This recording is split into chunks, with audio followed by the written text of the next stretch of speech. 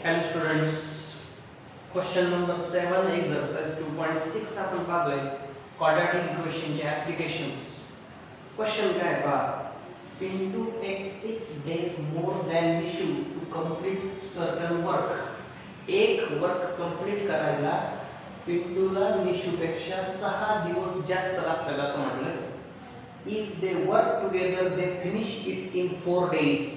त्या दोघांनी जर एकत्रित काम केलं तर त्या दोघांना 4 दिवसात ते काम पूर्ण होतं. How many days would it take to complete the work if they work alone? त्या दोघांनी ते काम सेपरेटली जर कंप्लीट केलं तर ते वर्क कंप्लीट करायला त्यांना किती दिवस लागतील सेपरेटली ते आपल्याला विचारलं. मग आपण सुरुवात करू. Let Nishu takes X days to complete the work.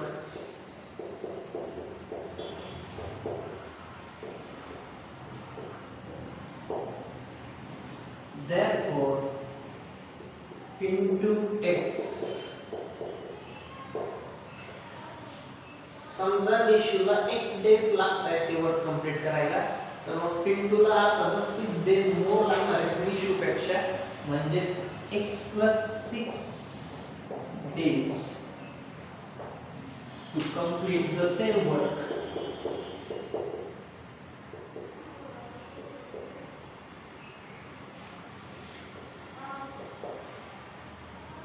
So therefore they complete the work.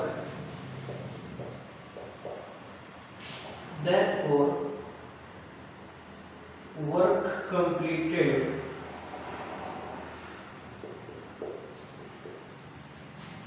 in 1 day is 1/x and 1/x + 6 respectively. तर एका दिवसात केलेलं वर्क कंप्लीट केलेलं वर्क हे 1 राहील. 1 आपणच कसं काय आलं ते लक्षात घ्या.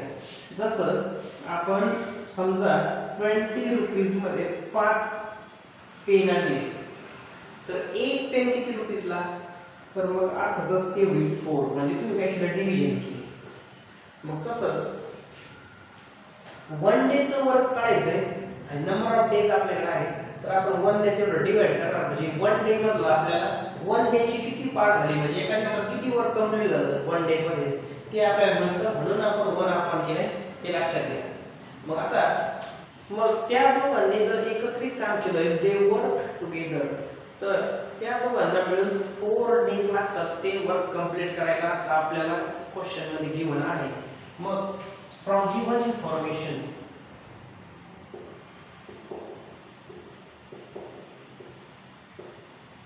काय होईल पहा. निशूने कंप्लीट केलेलं वर्क एका दिवसामध्ये एवढे, प्लस पिंटूने एका दिवसात कंप्लीट केलेलं वर्क हे 1/x + 6, आणि दोघं मिळून म्हणजे इफ दे वर्क टुगेदर, तर टुगेदर म्हणजे त्यांची ॲडिशन करावी लागेल आणि ती होईल 1/4, कारण 4 डेज मध्ये ते वर्क कंप्लीट होतंय. आणि म्हणून दोघांनी मिळून इफ दे वर्क टुगेदर, त्यांचं दोघांचं एका दिवसाचं काम एवढं राहील. त्याची सम आपण इकडे केली आणि ते वर्क 4 डेज मध्ये कंप्लीट होत असल्यामुळे 1/4 राहील 1 डे मधलं वर्क. क्रॉस मल्टिप्लाय करा x + 6 ने 1 ला मल्टिप्लाय केलं x + 6 + x * 1 is x upon हे मल्टिप्लाय होईल x * x + 6 equal to 1/4. x + x is 2x plus 6 तसंच upon x into x plus 6 as it is equal to 1/4 as it is. Division of 4 equal multiply 2x plus 6 ला आणि x into x plus 6 1 ला multiply केलं आहे तसंच लिहिता येईल.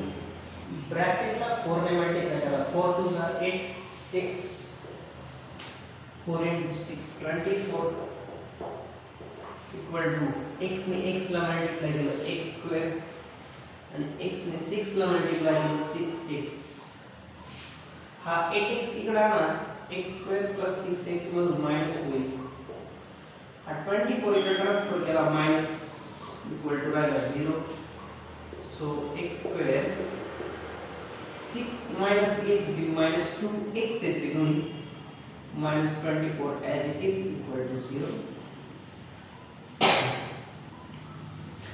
minus 24 चे फॅक्टर्स घेऊ आपण ऍडिशन ही मिडल टर्म minus 2 यायला पाहिजे मग आता 6 4 जा 24 होतात आणि -6 + 4 घेतला म्हणजे समोर -2 येईल and minus plus ची मल्टिप्लिकेशन मायनस येत असल्यामुळे आपण ह्या दोन फॅक्टर्स ला इथे घेऊ x² - 6x + 4x - 24 = 0 कॉमन घ्या x दोन चे ग्रुप केले x कॉमन काढला ब्रॅकेट मध्ये राहील x - 6 + 4 कॉमन काढला ब्रॅकेट मध्ये राहील x - 6 4 कॉमन काढल्यावर x राहिला 4 6 4 गुणिले वजा 6 वजा 24 4 × -6 is -24 सेम ब्रॅकेट आलाय पहा therefore x - 6 आणि x + 4 चा ब्रॅकेट इक्वल टू 0 दोन ब्रॅकेटची मल्टिप्लिकेशन 0 दिसते मग आयदर फर्स्ट ब्रॅकेट 0 असेल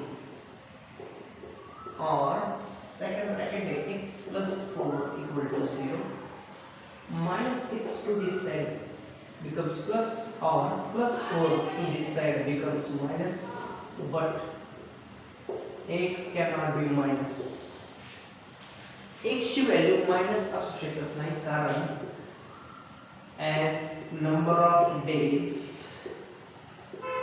cannot be negative number of days negative असू शकत नाही आणि x आपण let x be the number of days अशी सेंट आन्सर ची सुरुवात केली आहे मग आता याचा अर्थ x जर -4 आहे तर x 6 च असला पाहिजे so x = 6 therefore we should x 6 days to complete the work आधी आपण निश्चित सांगू and into text into साठी आपण x + 6 म्हटलं होतं मग x आला आपला 6 आणि हा +6 equal to 12 days to complete the work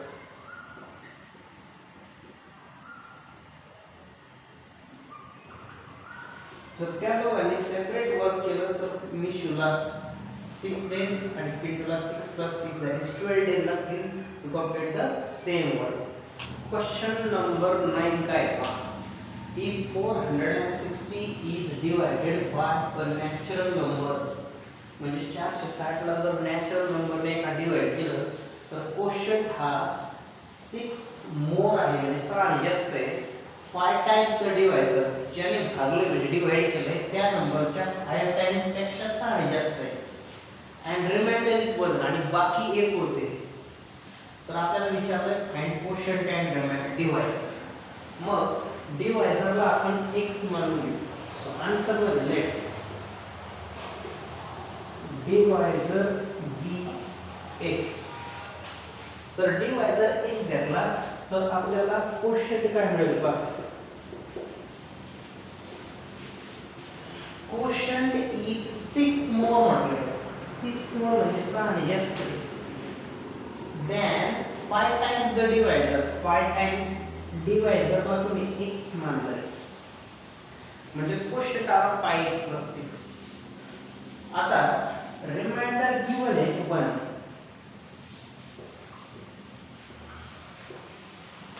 मग from given information किंवा we have dividend equal to आपल्याकडे फॉर्म्युला आहे dividend equal to divisor into quotient plus remainder मग dividend किती किती आहे 406 ज्याला डिवाइड केलं आपण त्याला डिव्हिडंड म्हणतो. So 460 is dividend. Divisor x assume केला आपण इनटू क्वोशंट आताच लिहिला होता 5x + 6 प्लस रिमाइंडर गिवन आहे पहा 1. आता हे सिंपलीफाय करून आपल्याला एक क्वाड्रॅटिक इक्वेशन मिळेल आणि मग आन्सर काढू आपण. 460 ॲज इट इज x ने 5x ला मल्टिप्लाय केलं 5x² प्लस x ने 6 ला मल्टिप्लाय केलं 6x + 1 तसंच. So 5x² + 6x + 1 as it is. हा 460 इकडे ट्रान्सफर करा मायनस होईल इक्वल टू 0 राहील. So 5x² + 6x 1 minus 460 is minus 459 equal to 0.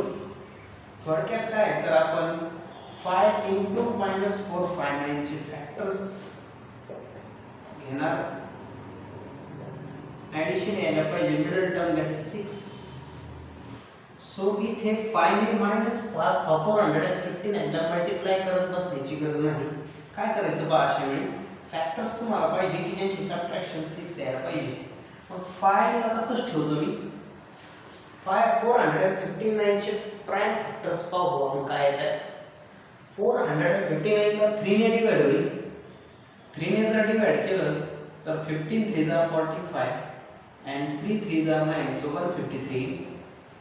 5 3 तसंच 3 ने जर परत एकदा डिवाइड करा 3 5 जा 15 3 1 जा 3. मग इथं जर मी पाहिलं तर 5 3 जा 15 15 3 जा 45 आणि हा 51 यांची जर सबट्रॅक्शन केली तर मला 6 येते असं दिसतंय आणि प्लसला मायनसने मल्टिप्लाय केलं परत हे येईलच कारण याचेच फॅक्टर आपण हे घेतले होते म्हणजे मिळालेले फॅक्टर करेक्ट फॅक्टर्स आहेत. मग आता या दोन फॅक्टर्सचा मिडल टर्म मध्ये येईल. Therefore 5x² + 51x minus 45x minus 459 equal to 0. सिंप्लिफाय करा. कॉमन काढा बघा. दोन्हीकडे 5 आणि 51 मध्ये कॉमन फॅक्टर कोणताच नसल्यामुळे 5 आणि 15 मधून काहीच कॉमन निघणार नाही. फक्त x दोन्हीकडे दिसतोय तो कॉमन निघेल. x जर कॉमन काढला तर इथे राहील 5 आणि x² वरला x बाहेर गेल्यामुळे एक x हा x बाहेर गेल्यामुळे प्लस 51 मायनस या दोघांमधून कॉमन काढून म्हणजे दोघंही प्लस होतील. या दोघांमधून जर -9 कॉमन काढला तर 9 5 जा 45 आणि 9 ने याला डिवाइड केलं तर 9 5 जा आणि 9 1 जा जेणेकरून सेम ब्रॅकेट आपल्याला मिळेल. मग आता सेम ब्रॅकेट आलाय तो कॉमन काढा. 5x + 51 इनटू राहिला इकडे x आणि इकडे राहिला -9 equal to 0. Therefore first bracket can be 0 or second bracket x minus 9 can be 0. So 5x plus 51 value होईल -51 म्हणून तुम्हाला x मिळेल 5 ने डिवाइड करा -51 upon 5 और -9 इकडे under route +9 but x cannot be minus as divisor cannot be in fraction. Divisor already तो डिव्हिडंडला आहे त्यामुळे तो फ्रॅक्शन मध्ये असू शकत नाही आणि म्हणून x ची व्हॅल्यू -51 आपण पाहिली शकत नाही आणि याचा अर्थ मग x हा काय असला पाहिजे 9 असला पाहिजे. सो आपल्याला डिवायझर मिळाला आहे 9 आणि आपल्याला अजून विचारला होता क्वोशंट. सो